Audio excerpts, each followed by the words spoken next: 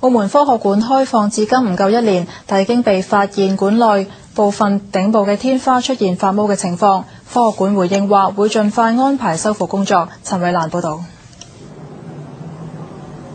澳門科學館由今年1月開放至今，只有短短7個幾月嘅時間，但係展覽中心頂部嘅天花已經出現發霉嘅情況。對此，科學館回應話會盡快安排修復工作。為一個用家嚟講，我哋正係按住我哋能夠安排得到。咁當然本身嚟講，我哋希望佢個情況係會理想，但係暫時嚟講，我哋覺得有啲地方需要修復嘅話，都盡快會安排嚟修復翻好佢哋嚇。而截至今個月17號，科學館一共吸引咗大約235000人次入場。葉賜權表示滿意入場情況，並且表示未來會不斷改善觀眾嘅設施、節目安排等等方面，以滿足唔同觀眾嘅需要。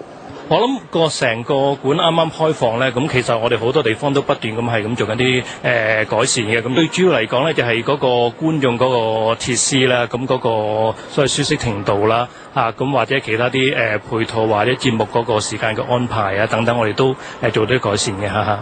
而一共設有14個展廳嘅展覽中心，至今仍然有4個展廳未有對外開放。葉賜權回應話，希望能夠按照計劃完成，但係未有透露能唔能夠喺今年之內開放所有展廳。